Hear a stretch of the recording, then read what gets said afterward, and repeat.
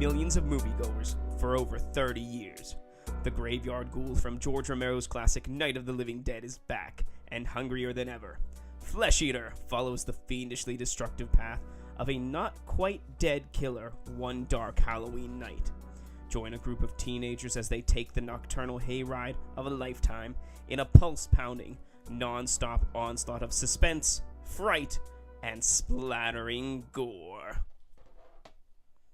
I'm Corey. And I'm Paul. And we are the B-Movie Bros. Here we review low-budget films as critically as we can. Sometimes we get off topic, but randomness is a gift. We're broadcasting from Millvale Studios on the River's Edge Network. And on this week's edition, we bring you the legendary Bill Hinzman's zombie masterpiece, Flesh Eater, from 1988.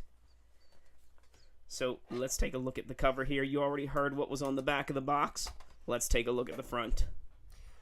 So on the front of the DVD case, we've got the zombie, or the main zombie known as Flesh Eater, which is played by Bill Hinzman. He's staring ominously at some woman and grabbing a tree. And it says Flesh Eater on the top, and at the bottom it says he lived, he died, he's back, and he's hungry. And above Flesh Eater it says, that monster from the classic Night of the Living Dead is back from the grave, this time as the Flesh Eater. And we've got a nice little color spot in the middle where the zombie is, and then everything around the edges is tinted red.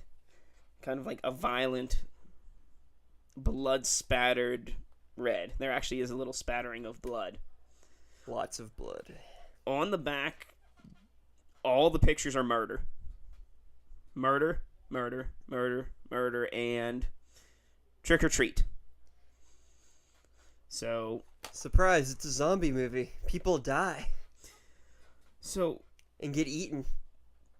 We actually came across this movie many years ago. When Paul and I first met, we went to the Pittsburgh Zombie Fest in 2007. And we went into a movie screening that they had, and we jumped right into the middle of this 80s costume party, and then all of a sudden zombies were attacking, and people were screaming, and tits were showing, and we had no idea what was going on. Walked into, like, the best part of the movie and just had no idea what we stumbled onto. Then, the movie ended, and somebody announced, that was a screening of Bill Hinzman's Flesh Eater. And I was like, Bill Hinzman, he's here. Let's go talk to him. So we actually went and met Bill Hinzman. And when we told him we just got done watching Flesh Eater, he goes, oh, blood, gore, ass, and tits. Very nice. And that's kind of stuck with me for many years. Yeah, he was an awesome guy. Just for, the few minutes we got to talk to him, he was really friendly, real personal. And just him describing his own movie that way was fantastic. So, after a couple years, I ended up getting it on DVD in a 3-pack with a couple other zombie movies. And now it is one atrocity in my collection of nobody wants to watch this shit. So, let's talk about what did you think going into this movie?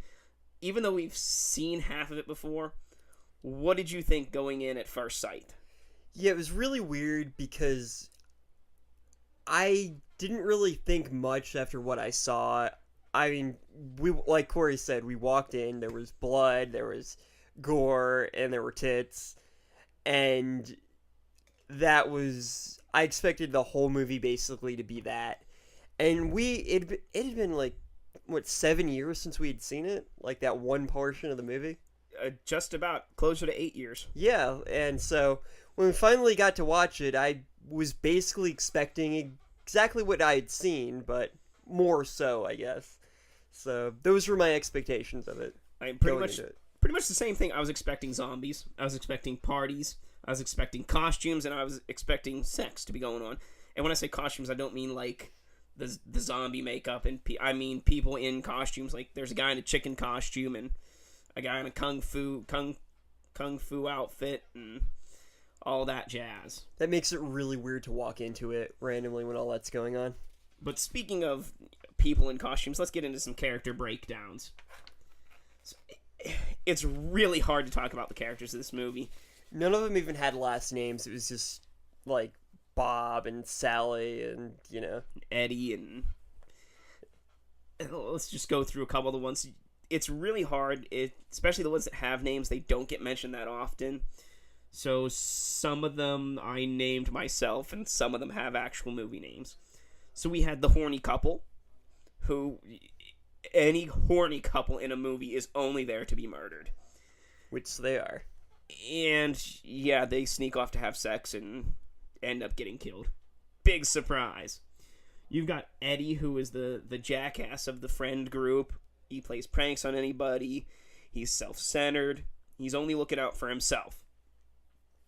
We have Bob and Sally, who are the quote-unquote main characters of the movie. They're the only characters that survive each of the zombie attacks, and the zombie attacks kind of follow their path. Like they're Sort of. maybe leading them around. We've got Ralph, who is the only person in the group of friends who tries to come up with a plan and fight the zombies and get through this in some way. Everybody else kind of just freaks out. Then we've got Harv, who was a local cop. Some random ass family. And I'm still questioning why they're in this movie. They were there to die, basically. They were just there to get killed by zombies. And unlike the rest of the zombie attacks, Bob and Sally don't ever interact with this family. They're just kind of there. We had Andy, who was throwing the costume party in the barn. And then we have the Flesh Eater, who was just this overpowering master of the undead art of mastication. And that was like the only characters I could figure out. There were a lot of cannon fodder characters, no-named, terrible lined, just in it for several minutes and gone. I kept confusing them to be honest. Like, Bob and Sally, I think it was. I had actually forgotten they were in the movie for a decent portion of it. So when they came back, I'm like, are those the same characters or two different ones? It doesn't matter. Well, let's go through the plot points here.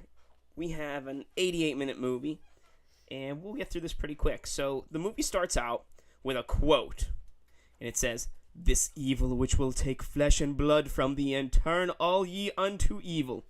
Scary. Then the teenagers arrive at a camp. The first zombie is unearthed at 9 minutes. Then the horny couple sneaks off to a barn. The zombie shows up at the barn. Then the zombie attacks the camp of teenagers at 22 minutes. The teenagers board themselves up in a different barn. The police are called at 29 minutes because they actually had a working phone in the barn. Then at 32 minutes, the zombie attacks the barn. Then a family is getting ready for Halloween. 41 minutes in, the zombie attacks that family's house. Then a cop arrives at the barn. The kids find a farmer and ask to use his phone. Then the zombies attack a farmer's house. We're at 53 minutes, more than halfway through. There's a costume party in yet another barn. The zombies attack the barn party at 62 minutes. Then a posse's formed at 65 minutes to chase down and snuff out the remaining zombies. Then there's a twist for our main characters at 79 minutes. The posse torches the barn, and then the main zombie emerges from the barn to kill the sheriff at 85 minutes, where the credits roll. So basically, teenagers, zombies, lots of gore. Really, when you said the word teenager, the first thing that popped into my head was Teenage Mutant Ninja Turtles, and I thought you were going to start singing. I was tempted, I really was. But I guess I was wrong. I got my hopes up that we were going to have something better than this movie here. Sorry to disappoint. Damn it. So, next time. How did what happened in the movie match up to your expectations? That was basically what I expected almost exactly. I knew there were teenagers in it. I knew that there were zombies in it. It's pretty simple to plug in the rest of it. And from what I had seen, a lot of the teenagers get killed, and there are lots of zombies eating people, so Flesh Eater. It gives you everything that it promises. Yeah. The only thing, with the box art, the cover is the main zombie, Bill Hinzman. That's perfect. It actually gives a good facial, which I think he uses that face every time he tries to eat somebody. And then the description on the back of the box talks about the teenagers, and the teenagers really don't have much bearing on this movie. A lot of them die before the half-hour mark, and the ones that don't die just kind of hide and don't have anything to do with the movie at all. So I felt watching this movie that it was supposed to be about the flesh eater, about Bill Hinzman's character rather than the teenagers, and it was just him and the other zombies, I guess his legion of the undead, kind of finding people. So this is one of the few zombie movies taken from the point of view of the zombie, almost. So, let's get into technical difficulties. And if you've listened to us in the past couple weeks, technical difficulties, we kind of do a checklist of the good and bad, audio, acting, visuals, special effects. We're changing it up. Now we're going to do some top threes. We're going to do the top 3 best things about this movie for me, and the top 3 best from Paul, top 3 worst, or bottom 3, however you want to look at it, for both of us. So, what do you want to do, top 3 or bottom 3 first? Let's go with the top 3. Start off positive and then ruin everybody's day. So, my third favorite thing about this was that they actually, you already mentioned it, they follow the zombies. And it's not many movies that they do that, and in the movies that they do, it kind of gets mucked up. VHS 2 did it in one of their shorts where they follow a zombie through a helmet cam, and it's kind of interesting, but really dull and boring, and it's still one of the VHS movies, so yeah. And it actually, I just described Flesh Eater, so I mean, I guess they did it, but you know, I liked how they did it in this because they followed a particular zombie and how he was better than the other zombies, basically, and how he could do things that the others couldn't. He was stronger, he was faster, he was meaner, he could probably bite harder. The king zombie, really?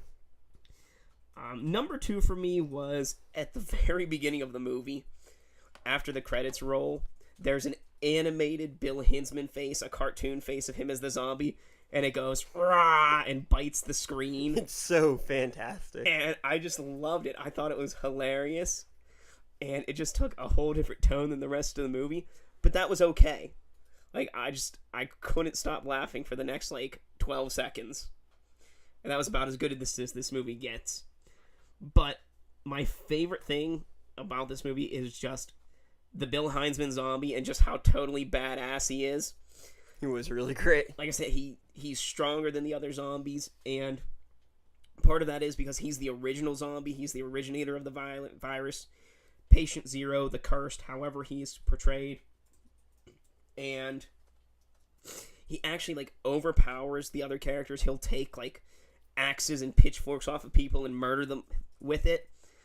And he just shows a lot more intelligence than the rest of the zombies in the movie. So those are my top 3. What about you? For me, I'd say number 3 would be the fact that they kind of just went from this. It's kind of a positive and a negative. What's watch number 3 is they really didn't waste much time with oh well, we're following this group and now we're here. It's just bunch of people getting killed. It kind of showed us how the zombie plague sort of spread to this area. It's here, now it's over here. I thought that was kind of interesting. We mentioned the family and how they had nothing to do with the rest of the movie, but that kind of showed that this whole thing was spreading, and it was more about the zombie plague spreading rather than about people dealing with it. And every time there was a zombie attack, they incorporated the last few zombies that were created as well as some of the older ones. Yeah, so it was very consistent overall. I'd say second would be the fact that this is kind of sort of related to Night of the Living Dead, because Bill Hinzman is the original zombie, and that's what they were going for. He was the first zombie to appear in the graveyard scene in Night of the Living Dead, and he he's best known for that, and he made an entire movie off of that, and I think that is just fantastic. And that was the basis for most zombie movies after that. It's true. Before that, most zombie movies were voodoo magic and not very menacing. The zombies were just kind of mindless drones that were controlled by something else. Whereas his original portrayal set in motion and set the stage for zombies to come. It's true. And I'd say for number one, I would just say that it was interesting kind of seeing a zombie as the main character. Like, none of the human characters mattered. They were just there to die. And most of them did what they were supposed to do. And they did it quite well. And I thought it was interesting. Bill Hinzman's character, the Flesh Eater, was just... He was the only part of the movie you really care about, that we really like. And it's not because he's a hero. It's because there's something about the way he acts, and just knowing that he's the first zombie ever, that you're just very interested. It's kind of like Jason Voorhees or like Freddy Krueger, except, they try to have other people. If they just had a movie, it's like, I'm a serial killer and I'm just killing people and none of them matter. Like, that would be something. And this kind of was like that in a lot of ways. Go, zombie, go. Do. So, alright, let's get into our bottom three here. So for me, number 3 would have been the disconnected storyline. They don't connect what goes on other than zombies are eating people. Now zombies are eating these people. Now zombies are eating these people. And I guess they try to connect it with Bill and Sally, or Bob and Sally, or Sally, Joe, Bob, or whoever it is running between all the different parties. Who cares? But it bothers me a lot.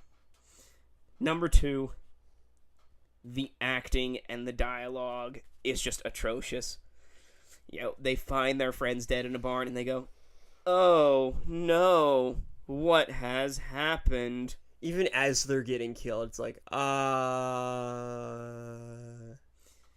Yeah, and then there's gems in the movie like, is it dead? Well, I don't know. I just shot it in the face. I hope that's enough. And then let's find something to board up this barn. Hammer! It's just so dry. Yeah, there was really no good acting in this at all. It's kind of like they were just reading off cue cards that were off screen and not actually acting. I was half expecting one of them to say, screaming loudly. And then number 1, one of my pet peeves is at the very beginning of the movie they gave that quote, and the quote doesn't have a source. And it doesn't say, like, unknown source or author unknown or, like, even somebody. It's just a quote. And I can't stand when people quote things, or they just have a quote on a paper or in a movie or on the screen and they don't tell you where it comes from. And it just pisses me off. And you actually do find out later in the movie that the quote is from the coffin that the Flesh Eater is sealed in. So I guess it's the curse that was put on his coffin, that if you disturb this, he's going to come and eat your face off. Yeah, so you never really know who wrote it or what that was about. If it had said in the beginning, like, ancient cult or, druids or something like that, that would have been a bit better. But this is just kind of, it says something. For the Bible says. So the coffin says. Alright, so Paul, what are your bottom 3? This is a tough one. I'd say for number 3, it would be... I'm actually going to go with the acting as number 3. As bad as it was, and there was nothing good about it, it made me laugh, I'll be honest about that. And that's not a compliment, obviously, but I at least got a few laughs out of that. Like, there's one point where, the one couple was fighting the Flesh Eater, and the guy has a pitchfork, and he misses this zombie who's standing still and just stands there like, you have a pitchfork, do something. And then of course the Flesh Eater just takes it from him and stabs him, and it was just so ridiculous that I couldn't help but laugh at that. Number two, I'd have to say that it was the fact that it was. Yeah, it's. I'm trying. I don't even really know like what's like how to rate these things exactly. It was just kind of the whole movie in general, but the whole movie was the bottom two in one. yeah, I don't really know. I mean, the sound quality wasn't very good. I guess overall, I'd have to say, I'm just gonna skip the whole 1 and 2 thing. Just say this movie was only made and only was attractive to anyone because of Night of the Living Dead, and except for the fact that it followed around the first zombie, which, you know, we're all wondering what happened to that one after that. And then 20 years, we finally got our answer, I guess. It really didn't do anything for the whole zombie thing, and you can't even really give it credit much for being innovative, because it came out 20 years after Night of the Living Dead, and a decent amount of time after Dawn of the Dead. So basically just the whole movie is a bottom 1, 2, 3. Well, since we both talked about it, how about we have a special edition of Quote Wars? Quote Wars! All right. If you can't figure out where these quotes come from, you need to just stop listening here.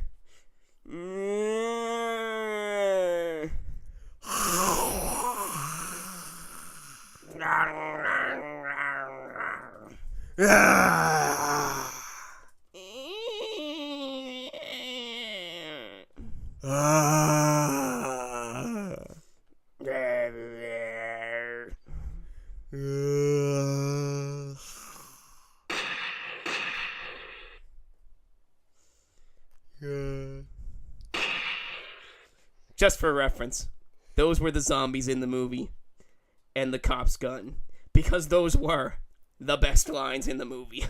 And this was tonight's edition of Quote Wars. So don't forget to tweet us at BMovieBros, all one word, and tell us which quote was your favorite and who won this episode's quote war. Not that you could really tell who was who in this one. I personally like the gunshot. And let's talk about what else. What else can we talk about with this movie? There's actually a lot. This movie has some great writing about it, some great documentaries, even though they're kind of short, that tells us a little bit about what went on. Knowing about the movie and the history behind it and everything is a lot more interesting than actually watching the movie, which so first makes it a bit better, I'd say. Let's just give you a little thing, because we talk about all the time how movies are so low budget that we watch. This movie in 1988 had a budget of $60,000. I thought you were going to say $6. Now, just for reference, The Evil Dead from 1979 had, oh man, I can't remember. It was either $200,000 or $300,000, and that was considered a low budget movie, and that was 10 years before this. So this was a truly low budget movie, and just to show you how low budget it was, let me tell you the salary for the people working on this movie. Most crew members and actors got $25 a day working on this movie. If it was a quote-unquote short day, which they never did explain what a short day was, they would cut that pay in half. So a long day of filming, you got $25 for. A short day of filming, you got $12.50. And, you know, with those kind of wages, even in 1988, you can see why people really, they didn't have top brass in this movie. Yeah, no one was at all well known in this. So this movie had two well-known alternate titles.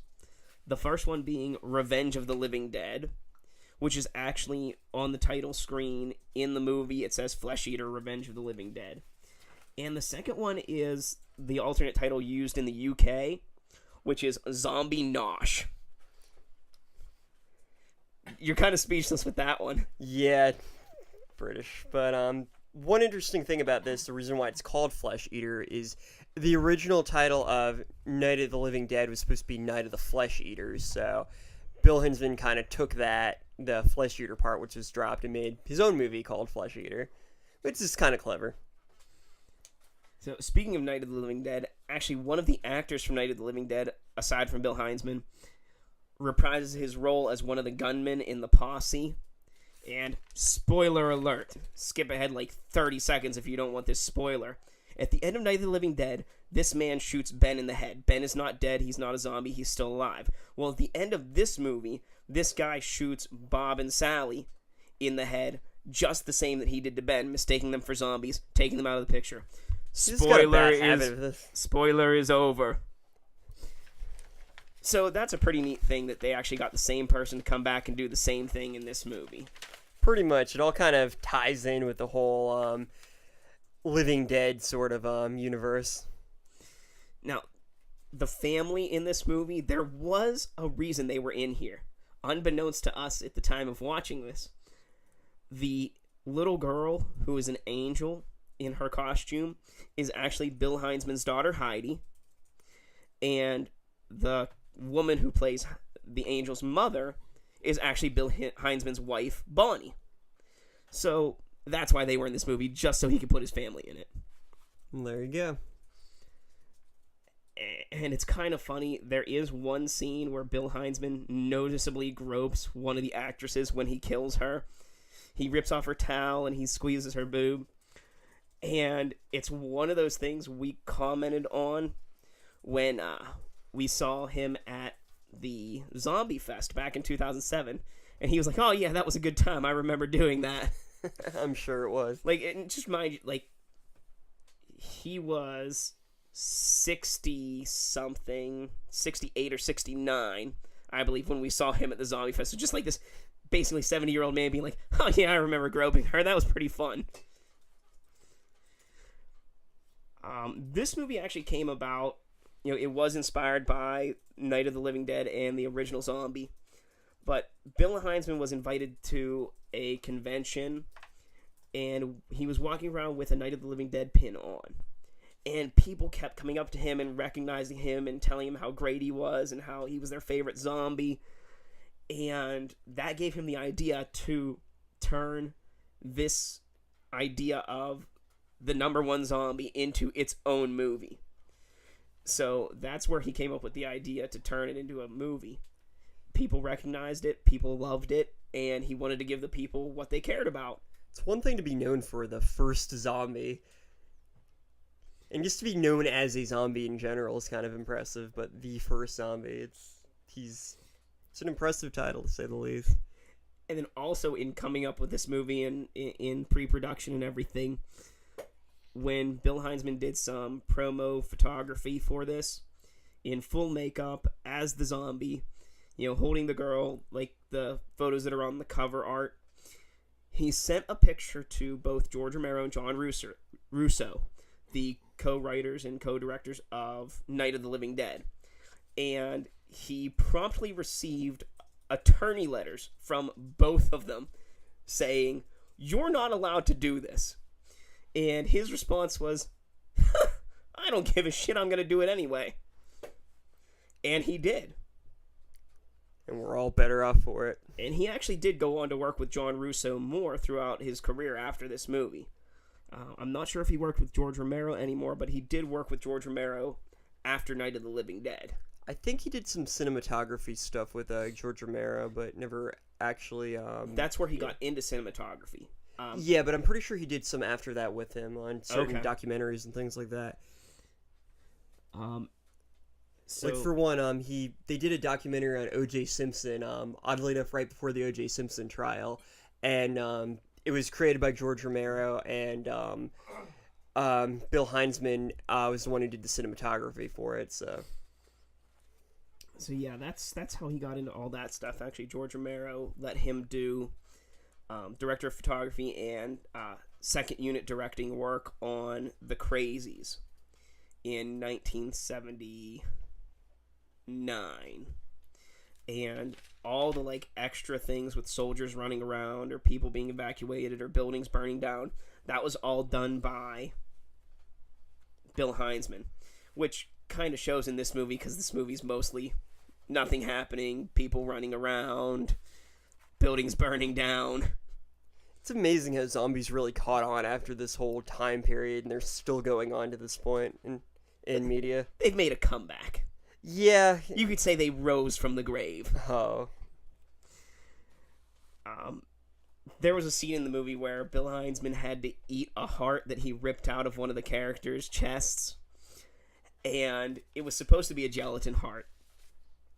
And due to some extenuating circumstances, like one of the makeup assistants not knowing what a heart looks like, they didn't find the pig heart that they were looking for until like 3 a.m, the day they were going to shoot this scene. So they didn't have time to make a gelatin heart. So instead of making a gelatin heart, they just put the pig heart into the gelatin torso. And they didn't tell Bill. So he rips his heart out. And he goes and takes a big bite out of it. And then he starts swearing up a storm, yelling at the makeup artist, "You trying to kill me? What the hell is going on here?" I really hope they at least washed it first. And just a lot of silly shit happened on set. Bill Hinzman, all the guns in the movie, they shot blanks. Generally, in a movie, you're shooting blanks and not real ammunition. And Bill Hinzman made all the blanks. And there's a scene where a hunter shoots the one zombie, and it's shot. Bill Hinzman is up in the guy's face. He's from below, and the guy's pointing his rifle at the ground, and he shoots it. And Bill Hinzman put too much powder in the cartridge. Oh, man. And he got shot in the foot with the cardboard wadding that he put in there. And once again, he starts screaming and swearing. But this time it was his own damn fault. Pretty much. Seems like they had a lot of fun on set. And then in post-production, there was one scene that the makers of this movie decided was too vile to put in here. There were 2 shots done of a certain actress that gets pulled down, and, her top gets ripped off in one shot, and then she gets bit by the zombie. And the other shot, her top doesn't get ripped off. Well, they said in the shot that her top got ripped off, that the zombie was getting into everything and ready to bite her, and you could just see the gears working in the guy's head. And he's like, "Oh yeah, I'm supposed to rip her top off." He stops, reaches down and tears it off in this horrible jerking motion. And they just thought that it was too embarrassing for the actress to put this into the movie. So these people who were making a movie about murder, sex, Halloween, nudity, zombies, decided that this scene was too perverted to put in the movie. Wow, that's saying a lot. And they don't even have it on an outtakes reel or anything, because I really was interested. I was like, how bad is this scene that this guy did this, that they decided not to put it in? They probably burnt the scene after that. Probably left it in the barn when they burn it down. Yeah. So is there anything else you wanted to say or found out about this movie? Not particularly. I think you covered most of it. Basically, this is the only movie that Bill Hinzman is actually credited in writing and starring in. So he was, like we said, he was the original zombie in Night of the Living Dead, and he's helped both George Romero and John Russo in several other endeavors that they've been in. But this was kind of his input into the whole zombie film thing of it, that he can call his own. He directed it, he started it, he wrote it, he produced it, he did literally everything in it. And this was the second movie he directed. The first movie being The Majorettes in 1987. So he was still a novice director at this point. And that one was actually written by John Russo, who was the co-writer of Night of the Living Dead. So it all ties together. This little, Pittsburgh area, Western Pennsylvania family of filmmaking. Yeah, that's another great part is since we live around the Pittsburgh area, we can actually see parts where this movie was filmed, and just the whole zombie thing just really resonates in Pittsburgh a lot, and it's because of guys like Romero and Heinzman and just Russo. So let's go beyond the reel here and talk a little bit more about the life of Bill Hinzman. We've talked a lot about him with this movie. Bill Hinzman was born October 24th, 1936. And I think it's pretty fitting that he was born in October, seeing as how basically everything he worked on in motion pictures was horror related. He did do a lot of work in educational and safety videos, but that was more to pay the bills. That wasn't his passion. Yeah. He was actually born not Bill or William. He was born Samuel William Hinzman, but most people called him Bill. He played his first on-screen zombie, of course, in Night of the Living Dead. And in that movie, while on set, he actually saved somebody's life. One of the other actors, Gary Striner, caught on fire on set. Wow. And in full zombie makeup, Bill Hinzman tackled him and put out the flames. So he was a really good guy. And even when we talked to him at Zombie Fest, you could tell he was just a nice guy, a good guy. Very personal, very down to earth. And like a very uncaring attitude. Like, he doesn't care who you are, what you like. He's going to be himself, and it just kind of came off in a good-natured way. And from everything I could find about him, it seemed like he was always attending these different zombie events. He went to like zombie luau's. He was always just having fun and just talking to fans and just being himself. And a lot of people really liked him. There was another part while filming Night of the Living Dead that Hinzman became very distressed.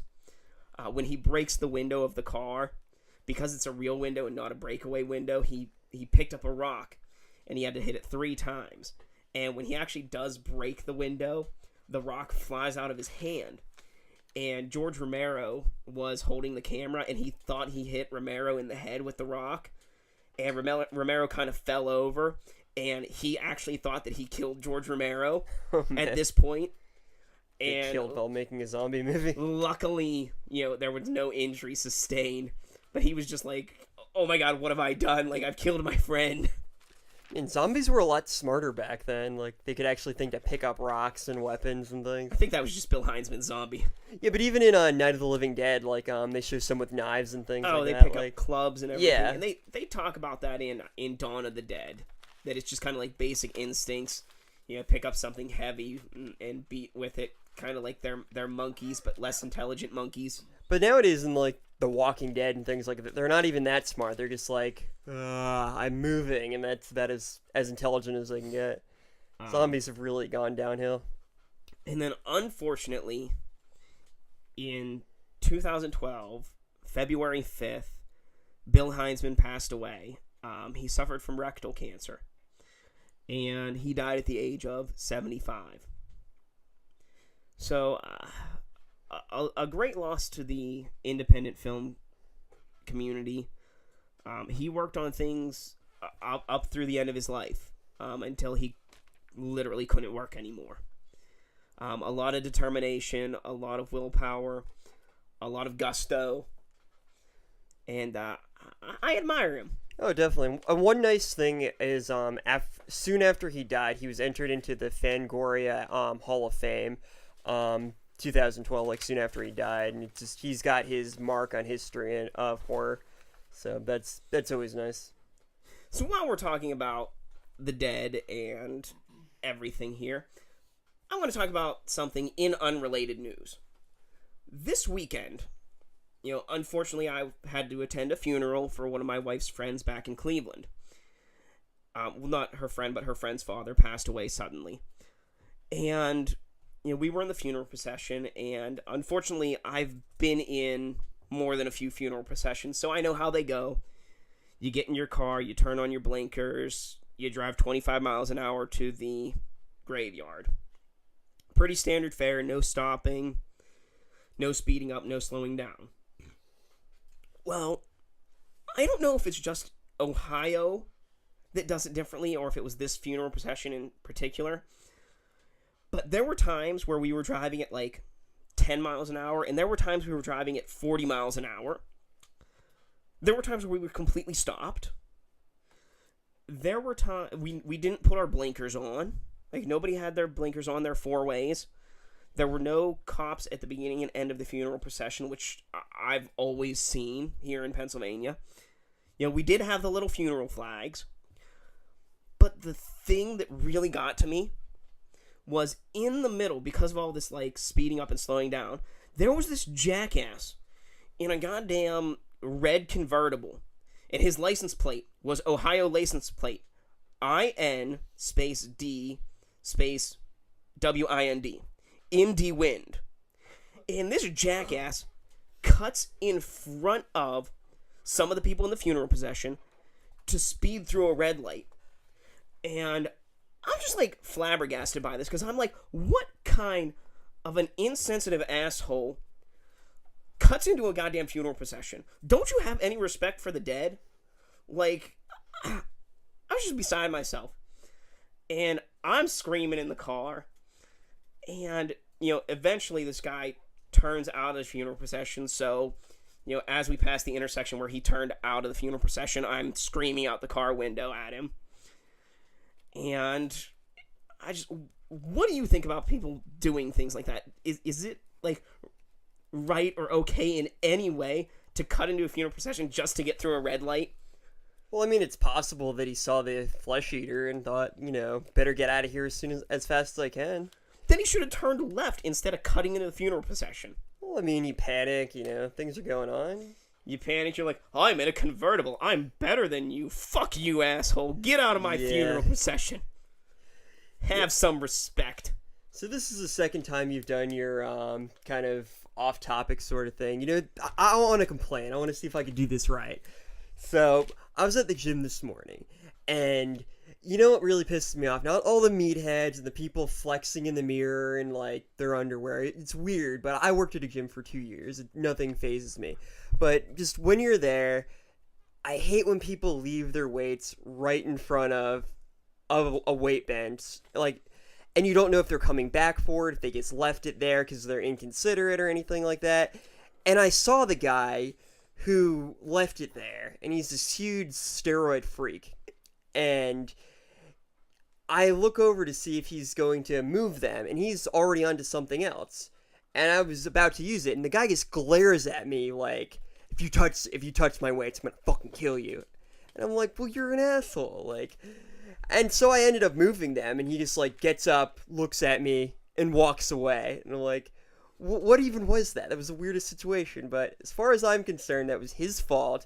If you get up and you start doing something else, it doesn't matter if you've left your stuff there, you have given up your spot at that particular place. Dude, I teach preschool, you know this, and that's one of those things that we teach our 4-year-olds. When you're done playing with something, you put it away. Yeah, but 4-year-olds can't, like, lift cars, like, with one hand, so, like... So let's cut back to the movie here. Let's give our final take. Out of 10, Paul. Oh, we do our reviews on the shot scale. It's a reverse scale, 1 being the best, 10 being the worst. And it's how many shots do you need to get through this movie? So, Paul, just to score 1 to 10, how many shots? I would give this movie a 6, just because it really was kind of hard to watch. It's just the same zombies killing people over and over again. It's not a movie I'm particularly looking forward to watching again, but it was just I guess I'd watch it again in a few years, but it was just really hard to watch overall. I'd give it a 7 out of 10. I found it hard to watch. I really did. The second time I watched it, I was sober, and I just was praying to drink, but when I give it a second look, I like to be sober to make sure my first impression was correct, which it was definitely wrong. So, why don't you give us a justification? You've got 60 seconds. I'd say overall the entire movie was contingent on if you really wanted to see the first zombie from Night of the Living Dead doing stuff, which was fun, but I don't think anyone really had the burning desire for it. I don't think this movie in 1988 really did much for the whole zombie genre in general. Night of the Living Dead had been out for 20 years. Dawn of the Dead had already been out. Tons of other zombie movies had come out.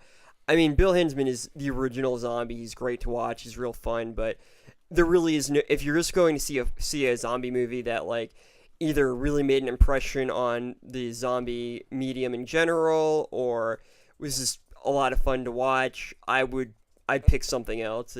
There's really nothing in this that hasn't been done a million times and better. Well, as far as I go, I have to say, as far as B movies go, this is definitely high class or low class, depending on how you look at it. There's bad acting, run-of-the-mill special effects, bad writing, some blood, fair amount of nudity. We have zombie attacks, which are separated by long segments of people doing absolutely nothing interesting. The storyline is non-existent, as is the reason for the zombie uprising. We have main characters, but they're rarely seen and have no true bearing on the movie. The true redeeming quality of this movie is Bill Hinzman's zombie, who's just pure undead badassery. All the other zombies are your standard Romero-esque shamblers, have no personality or distinguishing traits other than the makeup. All this culminates to a movie which has little value after the initial, hey, let's watch this factor is gone, compelling me to give it a 7 out of 10 on the shot scale. You can't go into this expecting anything great. It's cheap, and it shows. So, 6 out of 10 on the shot scale for Paul, 7 out of 10 for me. Let's get into everybody's favorite new segment, A Movie Companion. In this segment, we take a look at an A-class movie and tell you why this is just a different version of this B movie we just watched. So, for me, I have to go with The Mummy from 1999 with Brendan Fraser. And here are the reasons. Both Flesh Eater and The Mummy begin in the middle of nowhere. Flesh Eater in a forest, The Mummy in a desert. Then they progress to a populated town. And then they end up back in the middle of nowhere for the ending. The main characters are both imprisoned at the beginning of the movie. You know, Rick O'Connell is actually in prison in The Mummy, and the zombie is imprisoned in his coffin. Imhotep is brought back from his tomb being disturbed, just like the zombie is brought back by his coffin being disturbed. The zombies just keep showing up to kill people out of nowhere, just like Imhotep in The Mummy. They just show up, kill people, and disappear. Flesh Eater was released on August 17th, 1988. The Mummy in May 7th, 1999, giving them both a release year with matching ending digits, 8-8 for Flesh Eater, 9-9 for The Mummy, and having a 7 in the ones digit for the day of their release of the month. And then finally, when The Mummy was in its planning stages, it was actually supposed to be a low-budget horror film, and had George Romero attached to it to direct at one point, being more like a zombie movie than a mummy movie, with mummies just kind of resurrecting to kill people for no reason. And that is why The Mummy is just an A-movie version of Flesh Eater. That is pretty cool. I'm going to be a lot less fun, just go with Night of the Living Dead on that one, just because they both have Bill Hinzman as the most distinguished zombie in it. They both pretty much take place in the same world. I know George Romero would probably argue that one because he never gave Bill Hinzman the right to make the movie, but to use the character, but it still is, no matter what anyone says. And overall, it's just interesting to see from basically the people going through the zombie plague, from their point of view and being attacked, and then seeing in this movie from like what was essentially the zombies' point of view. So I'd go with that as a nice balance for the whole thing. And they were both filmed in the western Pennsylvania area. That's true. All right, friends. It's time to drink away the flick. Drink away the flick. Come on and grab your drink. Let's drink away the flick. We're going to give you some fun drinking games to help you get through this movie. Some from me, some from Paul. So, number 1. Every time someone gets killed, take a drink. Number 2. Anytime a reanimation is shown, take a drink. 3. Whenever boobs are shown, take a drink. Number 4. Whenever an angel dies, finish your drink. And number 5. Whenever Bill Hinzman shows up on screen, take a drink. In his memory and honor. Paul? Whenever Bill Hinzman gropes somebody, take a drink. Whenever just somebody gets killed, take a drink. That's really all I can think of. So take 2 drinks when somebody gets killed. Sure, why not? So, that just about rounds out this week. As for next week, if you join us, we'll be checking out the softcore porn starlet Misty Monday in the 2004 Shockorama cinema release of Bite Me.